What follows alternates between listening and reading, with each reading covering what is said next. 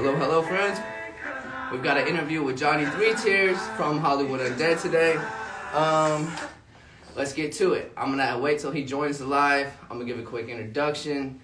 So I really thought I'd be able to catch him in Oklahoma right now because we crossed paths. I'm usually in Cali, he's usually here, but we missed each other, so we're gonna bring him on live, and then I'm gonna ask y'all to ask a few questions for him. I've got a super fan here who's gonna come on, ask him a few questions. But let's get to it. Let me check. I gotta make sure his live request is coming through. Let's view the request. He's not here yet. So we're just waiting for Johnny. He's coming on. Let me put the comment in the meanwhile so y'all can see it. What we're doing. What are y'all doing? What are you smoking? What are you smoking on? Let's see. View request. We're waiting for Johnny. He'll come on soon. Alright. Anyways, let's see what everybody's smoking on right now. Where'd I get my shades from? These, I think really from like an online cheap store, like $20. They're prescription, but they were cheap. From Melbourne, what's up, what's up? Let's see. Had some MK Ultra, Luke Skywalker, love it. Green Crack over here. Oh, Australia, love it. Y'all go follow me, it's Kid Lennon, once you get off here, of course. We're just waiting for our guest to get on here. If you've listened to Hollywood Undead, then you know who Johnny is. If you like and have any questions, send a request, and I'll bring y'all on live together maybe. Or you can come tell me a question, and I'll relay it to him. Ooh. All right, let's check and see if this request is on here. Johnny. Let me type it in.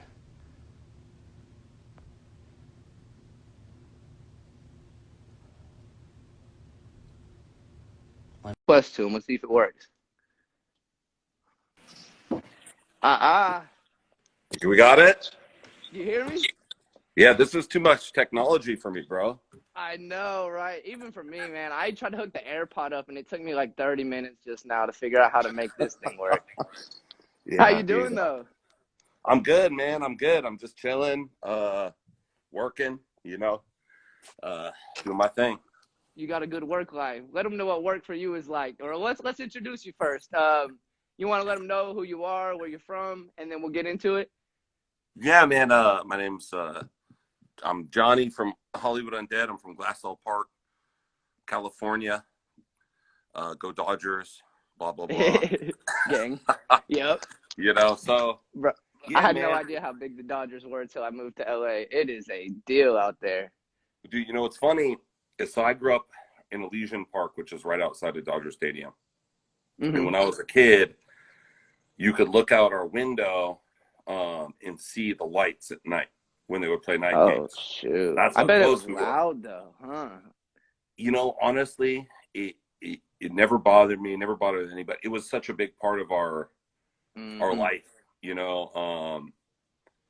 And they just won, right? I may be out of the loop, but they just won the Yeah. World Series, right? Yeah, they won the Congrats. World Series. Amazing.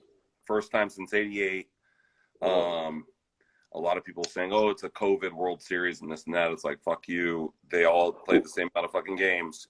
I feel like that's more pressure. With no fans is weird, man. Winning a COVID one to me seems like more of a crown. It's like, yeah, everybody's in a weird home situation, mind situation. They played all their games in Texas, in Arlington. So wow. You're not playing in LA or Tampa Bay in that situation as far as the World Series goes. So, typically the Dodgers would have had home field advantage. They had the best record in the game. So you take all that out, and they let some people in there, and it was typically Dodgers fans. But I remember when they finally put the season back on. I have like the MLB pass, so I could watch any game all year long. Right on. Yep. Any team. I just like baseball. And they have the crowd noises, but it's fake. So when someone hits a home run, it's like oh, that's weird. And it's not real, and it fucks with your head a little bit, I think. Yeah, because you don't feel, you're like instincts. It's like subconscious. There's no way that feels the same. Yeah, man. And so like I was gonna go to one of the games, but I got caught up in OKC, so I never was able to make it happen. We were gonna go down to Texas and go see one of the games. They had like 10,000 people per game. Oh my gosh! My buddy had tickets. Yeah, he used to play. So Man, they'll win next year. Go to another one, then there's always games. That's crazy. I had no idea you're such a baseball fan. This is blowing my mind. That's awesome, bro. Yeah, no, I So what love else it. has been up It's besides that? I know you've been harvesting lately. Sorry, there's a little lag on the no, all headphones. good. But you've been harvesting lately. I know you just came back from Oklahoma Hmm. too. And what were you doing here? What was that whole deal about? Well, we have 2 shops, and then we have 2 grows out there. So we have a bigger 296 lights out in Lindsay, which is about, Holy shit. yeah, it's a big boy. Yeah, So it's a we've big been boy. building this thing for a year, and our first harvest was last week. So it was kind of all hands on deck kind of thing, and finding Congrats, people. by the way. Oh, dude. Well, we owe so much money. I ain't gonna see nothing for a long time, but That's how it goes, though. It all that's comes what back it is. around. So when did you get into the weed world? When did these shops first open, or what got you in it? Okay, so I've been doing this LA based for a long time. And so we were doing, well, I can't say even we were doing, black market stuff and just trapping. Right. So when it all went legal in LA, my homeboys and I, one of them is my partner in Oklahoma City. He's in the band too. His name's Jay. We were like, dude, let's get a license out in California. And so we got money together, and you're talking, I think it was around $1 million just for the license. Just for the license. Whoa. Yeah. But we were like, all right, we're gonna get. And that was when? What year? So it's probably even more now, huh? Or is it still around the same? I mean, that was the first and the last time I'll buy a license in California. And honestly, we had to get on like a waiting list. We ate with the fucking mayor of Baldwin Park, which is where the license is at. Just a whole bunch of bullshit, huh? A whole bunch of ass kissing. Please give us this license. And then, so we built this facility out, legal facility. I remember one of the biggest red flags. So you got to be 21 to even go in to a grow. Like you can't go in there. Interesting. They came in and looked in the bathroom like, yo, this doesn't have a diaper changing thing. And that by law in California, you have to have a diaper changing facility. I'm like, but you have to be 21 to go in. So unless we got a 21-year-old shitting his pants. What? Yeah. So they said, and this is when the facility was done. So like, you got to put that in. And we're like, okay, we'll go to Home Depot right now. We'll get it. Yeah, right. I'll be back in 2 months. So we have to sit there.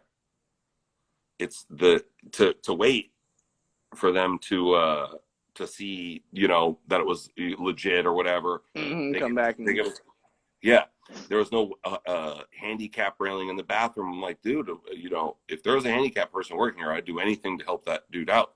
We don't have any handicap employees at this moment, but you have to go by the bureaucracy and the rules. Why would he not say that the first time? I was like, bro, give me a list or something. That is so much crap. Because they're just fucking assholes. So yeah, because they can be. And they want to be, dude. They love telling you no. I mean, that's like the shit in California the bureaucrats get off on, is saying no to you. The thing is, like any bureaucracy, there's no place else to go. You can't go get a secondary inspection from someone else. The reason people who work at the DMV are fucking assholes is because there's no other DMV. That's the only place you're gonna. If there's competition, I never even thought about that. Options create. So capitalism, or like okay, if you treat me dirty or do me dirty, I'm gonna leave.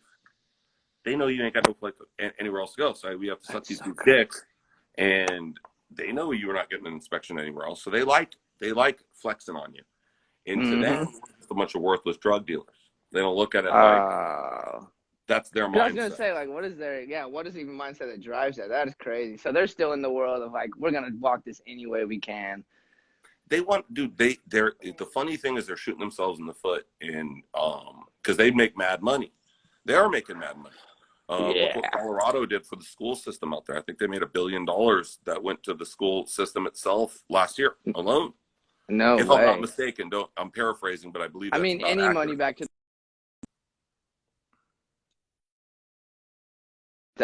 any money back to the school system is like necessary. Yeah, that's crazy. So what is Oklahoma's market a whole different ball game? Is it just a lot more? Yeah, well, dude. So I was my buddy Justin Parks, who I think you've met. He had some vape shops. Shout out, Justin. So he's like, yo, I'm turning these into dispensaries. He didn't know the game, and we were doing it. So we're like, you know, we flew out there and we started talking about doing some work out there, and we got a license out there for $2,500 to grow. So we just started blowing spots. You know, you don't have to. And don't get me wrong, OMMA So and like all the regulations they're still stiff. You have to do it right. But yeah. They're not charging you $1 million out the door just to even get started. So I was like, yo, this is where it's at. And there's still money in it. Oklahoma is like eating it up right now. I feel like this state has become such like a weed state. Oklahoma has. I don't know, because I was in Oklahoma right before it became legal, and I went moved to California like maybe a few months before it did here. So I'm just now back here seeing how much the state like revolves around weed now. It's interesting. Well, dude, people are smart, and you know, the more this happens in places like Oklahoma, which is typically a more conservative state, let's say, and people realize, oh shit, no one's running around killing everybody. You know, obviously, there's always gonna be, you know, some criminal aspects, let's say. Yeah, that's for anything. It's always going to be on that razor's edge between legal and illegal, and you got to deal with gangsters. That was one of the funny things. So you bring in people who are just corporate dudes with money, and they want to get into the game. They don't realize you're going to have to sit at a table with somebody, probably kill your ass if you do them dirty. So it's a mix between, at least in LA, it's all Southsiders and legal guys. So you got Cudeños who will put a bullet in your head if you fucking cross them, and then a guy in a suit. Yeah. And the guy has a bunch of money. So you're kind of, it's like a cauldron. You're mixing these two ingredients that don't really belong together. We're going to have to figure out where that all goes. I hope that, you know, Oklahoma stays medical and it doesn't go rec, because once it goes rec, then federal legalization is where we're all really fucked, because then you're going to have fucking IBM growing. You're going to have fucking Nike that's when it gets buying. Really corporate, huh? Yeah. Okay. So the dudes like us, like, you know, who give any kind of a shit about the culture itself are going to get it. So why don't they get into it when it's just recreational? Why are the corporations like, why do they stay away from it? Because the banking system. So like you can't operate. So even now, that's why dispensaries are typically cash only.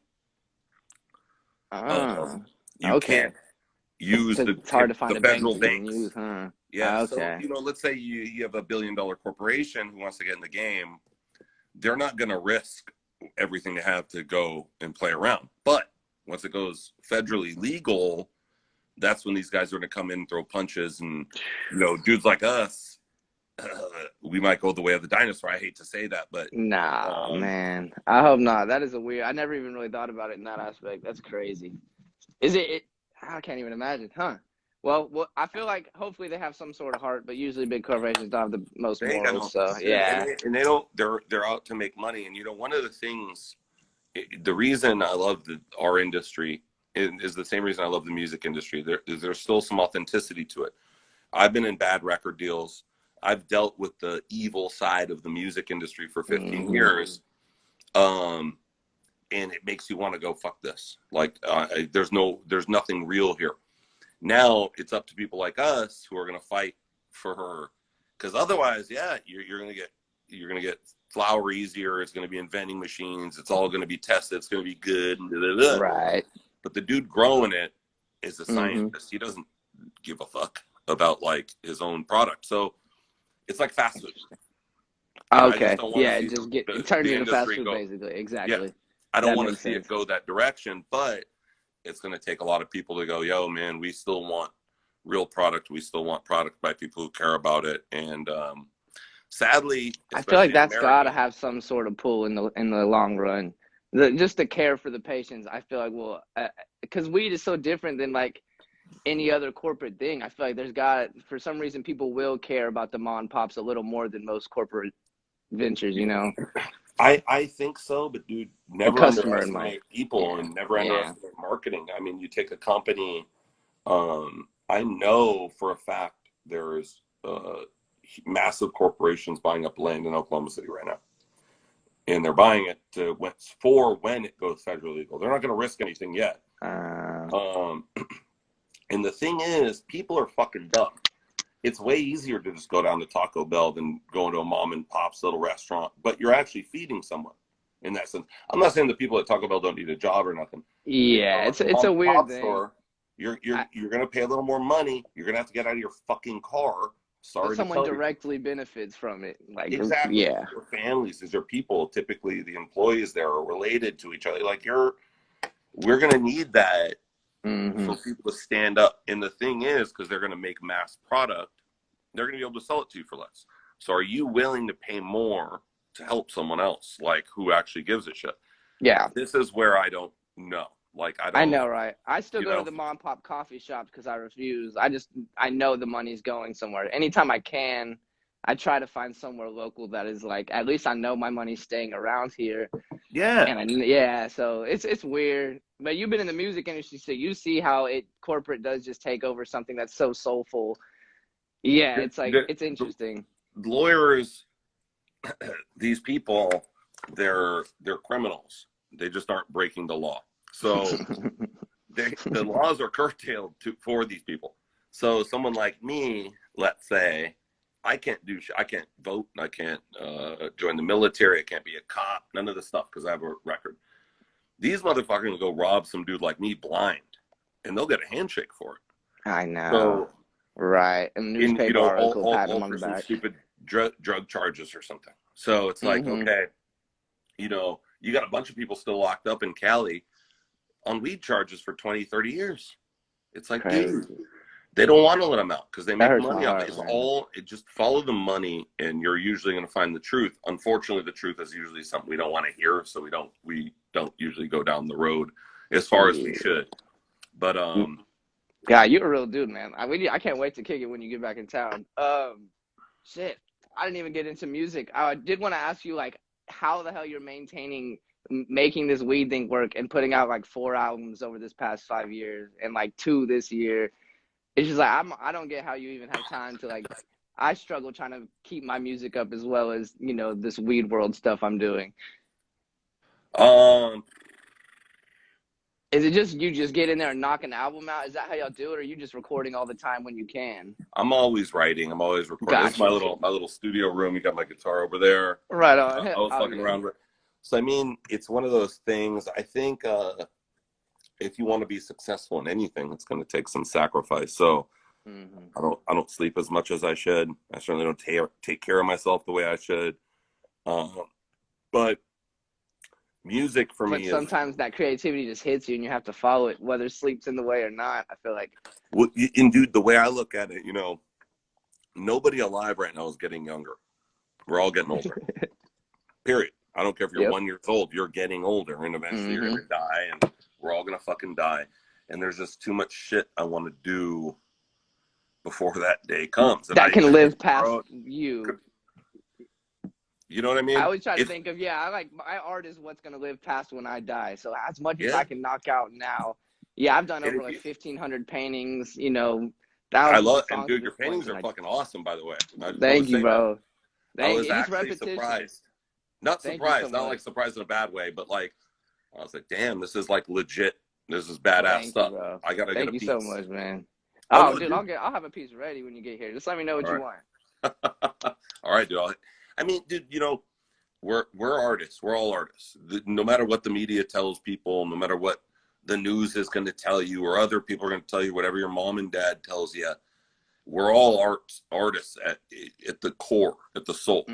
So like when you're a little kid, kids believe that anything is possible. I mean, that's what makes kids so special. But that's eaten out of you as you get older, and then you go, oh, I got to have a normal job. I got to do this. I got to do that. All that shit's a lie. It's a gaslighting. It's making you think in order for other people to respect you, you got to have a college degree. College is a waste of fucking time. I make way more money than 99% of people who get out of college, and I did it in a garage. So it's like, don't tell me like how we need to the one pathway that works. It's not like if you have something to say, and clearly you do, the only thing you're going to regret if you don't say it is that who cares how people respond to it. I used to get all caught up, like we'd put out music and be like, this sucks and this sucks, and I would listen, oh fuck, we suck. And then I started to realize you know, for every motherfucker that thinks it sucks, there's a bunch of people who care about it. And for me, and then I made it more about me, where I was like, I make music because I have to make music, not for anybody else. And if someone likes it, cool. If someone doesn't, cool. If someone doesn't like my music, I don't care. Like, dude, there's a lot of bands. You did it for you, not for, that's exactly. That's my therapy. And, wow. it's therapy for some other people. And if someone doesn't like it, it's like, all right, man. Now, obviously I will never understand, because there's bands I don't like or music I don't like. I don't go on their fucking Instagram page and say, this is lame. Right. They just want attention. That's not for me. It's just attention. To me, hate is love. It's like, if you really hate something, you don't care enough about to even comment. If you're commenting, that means you care about enough to even say something. You care too much, motherfucker. Too much. Because you're the one sitting there saying this shit sucks. You care too. You got a fucking problem, dude. Lay off. Bro, I've never commented on anything in my life unless it was positive. I never saw the. I would never, dude. You know the funny? I would never want someone else to feel shitty about what they're doing. So even if I don't like some, I'll fucking lie and I'll say, oh, I really like this, because I don't want to make them feel. I'm not gonna be that guy that makes them feel like. Real. So because they need that motivation to keep going. If somebody didn't tell me I was good at rapping when I sucked at it, or good at art when I was terrible at it, to keep me like, oh man, I have like something, I can figure this out, I wouldn't have ever figured it out without those friends lying to me and my mom lying to me and saying, oh yeah, that's beautiful. Yeah. Eventually I did make something beautiful because of those comments. So it's interesting. Exactly. Yeah. If your mom said, son, you fucking suck, because we all suck when we start. There's no way around it. You know, and the sad part is, in this culture, you know, the internet culture, if someone came up to you and said that, you could bop them. Yeah, you could do something to them. Now you got some kid in fucking Michigan saying my music sucks. There ain't nothing I could do about it. No. So you got to learn to cope with it, I guess, in a different way. I just understand it. And I'll just block motherfuckers if they have any. I don't even remotely negative. Yeah, because I don't want them making King, bro, all day. Yeah. I don't have. Yeah, what? Oh, I'm so about it. I literally say that all the time. Like, bro, I have no energy. You know how quick it is to block you, rather than try to like discuss this with you or even oppose your opinion. It's pointless. Dude, I've had people talk shit and then I got sucked into the void, and I'm like, yo, what the fuck is the problem? They're like, oh my god, I can't believe you responded to me. Then they're nice, and they usually say, "Oh, I was just joking." Yeah, they just want to rise out of you. So that's where I'm like, dude, fuck all you motherfuckers, because I'm a normal fucking person, and someone telling me I'm not good at what I believe I'm good at or what I believe I should be doing, it hurts. And I don't know why people get off on cruelty. I still don't to this day, and I've done cruel things in my life, but never like that, where I would be like. I would tell somebody who believes in what they're doing to kick rocks, or like, hey man, try something. It's got to be something childhood based in my mind. It's how you were talked to, or how you learned to. Yeah, everything's usually from our childhood. That's why I try to give people the benefit of the doubt. I'm like, man, I don't know how you were raised. I don't know your situations. I don't know what motivated you and demotivated you, but they'll fit. Usually I would give people to like 25, and then I'm like, all right, bro. Like, that's when like your cerebral cortex or whatever is supposed to be fully developed. So in my head, I'm like, bro, at that point, that's just you, bro. And I can't even like wait for you. That's crazy, man. So I have a super fan here who want to ask you one more question, if that was cool with you. Of course, anything. Yeah. Once he found out, he messaged me instantly. I did the Because I Got High remix with Afro Man recently, and he's who played the bass guitar on it. So no shit. I saw it. I thought it was dope. Thank you, bro. Yeah, he just hit me up and it was like, bro, I listened to him all of high school. I was like, come here, let's figure out, let's get some questions ready. So I want to ask you one or two questions, if that's okay. I'll replay. Wants to know. Love it, bro. All right, I'm gonna step out of frame. I'll be back. Okay. Johnny. Oh my God. What up, bro? Hey, it's good to meet you, man. Nice to meet you too, brother. First of all, as a Red Sox fan, you guys talking about, thank you for taking care of Mookie Betts. That means a lot to me. I'm glad that he has $400 million now. Hell yeah, dude. So, hey, bro, I just want to compliment. Is that a Descendants shirt? Yeah, it's a Descendants shirt. Hey, my guy. My boy. Hell yeah. Okay. All right. Give me convenience or give me death, bro. Absolutely, dude. Descendants are one of my all-time favorite bands. I've been listening to love them the Descendants forever and ever, and they've never gotten old. I You did got have a good couple things. things here. So, okay, New Empire Volume 2 comes out December 4th.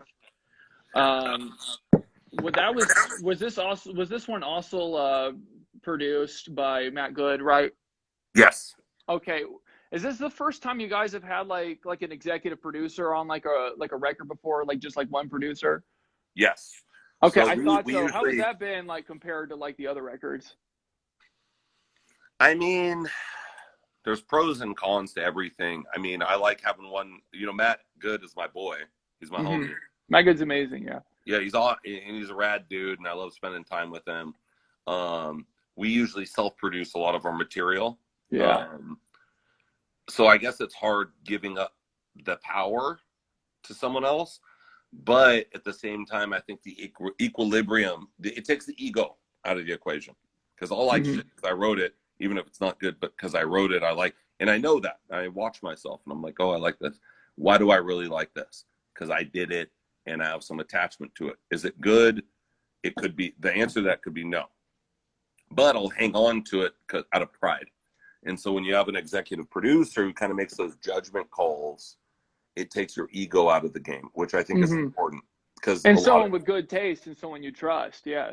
Yeah, and dude, we fight. I mean, we're not like, it's not like, I'm like, okay, whatever you say, buddy. But yeah, I think egotism, pride, they go hand in hand with what we're doing. And it's very important to have someone who can put those filters in where we're not just fighting for what we like or what we want because of pride as opposed to self, so it helps.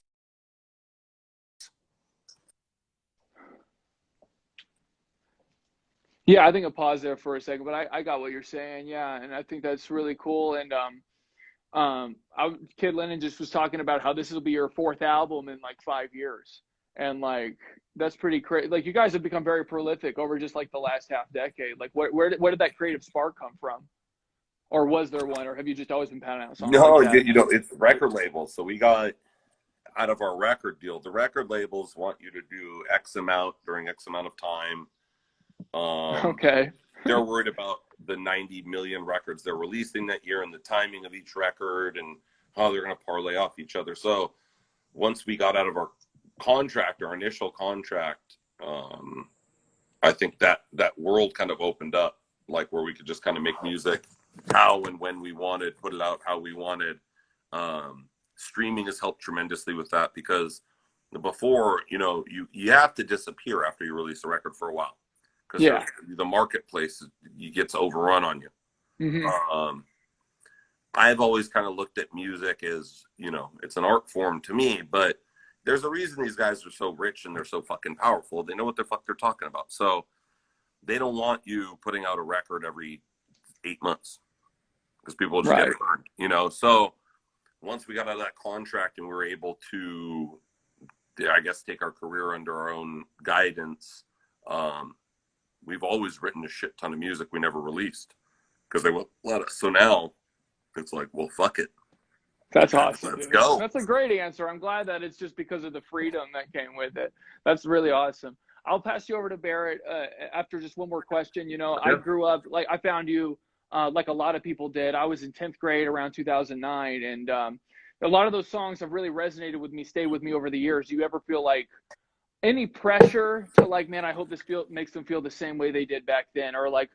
Or does the pressure of like, oh, well, they better not fall off, does that ever get to you? Or do you guys, just pound out whatever you do? Or do you ever try to recapture magic? Or do you just like kind of go into things with a clean slate every time? Or is there a balance? Okay. How do we do this? Okay. The best thing, no. I mean, first off, I assume not. Yeah, you guys experiment a lot and like every new record. No, I mean, okay. Yeah. So my first job, the way I look at it when I write music, is to impress myself. And I'm not going, if I think something's isn't very good, I would never put it out in the hopes that someone else thinks it's good. Right. By the time someone else hears a song that we write, we've already gone through a process where we're pretty confident in the song.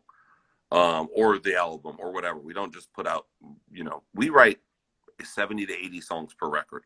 We 15, 20. we're very, very selective. And I think my first job is to impress myself. And if I get the chills when I hear something back, I'm like, okay, then I know somebody else is going to feel the same way. Now, when it comes to stuff where people, like you said, like our first record or second record, and people have an attachment to those things, I actually understand that completely. But I don't think if we were writing the same record over and over again, I don't think I would want to do it anymore. I'd be like, dude, we're going to write Swan Songs again, American Tragedy again. That's easy. You've already done it once. Now, granted, someone else might be happy about that, but for myself to like be compelled and to be interested in the studio and interested emotionally in writing music, I have to go down different roads. Or I'd probably just kind of hang up my Spurs. That's an Oklahoma thing, right? Spurs. Yeah, Spurs. I'd hang up my Spurs and go, all right, fuck it. I don't want to do this anymore because I have to write the same shit over and over again. So for me, I think, and I understand that fans of music have emotional attachments to music, which I'm very, very grateful for, because the fact that they actually care about something that much that we made, that's the whole purpose of this whole thing. Right. That's why I make music. A lot of people will tell you, being in a band, it is difficult in the sense, and I know that's hard to hear for some people, but I had to sacrifice a whole list of things to be able to do it. But I do it because I enjoy the emotional connection. It's not about money. It's not about anything else. But to know that some dude in Russia who barely speaks English cares about my music as much as I do, or that I help that motherfucker get through the day, because I know there's bands for me that help me get through my childhood. And like literally, like, I can't say I would be here if there weren't for certain music, if there wasn't for certain songs where I could, at my worst, when I was at rock bottom, that I would listen to, and it would bring me up and it would make me feel good about it. The fact that I get to do that is very special. So no, I don't feel any responsibility to create anything over again.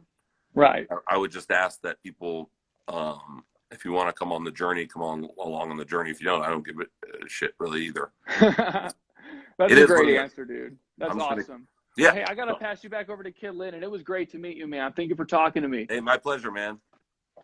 I love you, buddy. Hey, brother. Can you hear me? Thanks Yeah, for coming on, bro. Just want to give you a quick thank you, bro. Oh, dude, my pleasure, man. Thanks for having me, bro. Honestly, most down-to-earth, knowledgeable dude. I think you literally gave us so much info on not just the weed world, but also just the spiritual side of the weed world, and having some sort of morals and having some sort of outlook on the future of what it really could become and where we want it to go. It's all one world.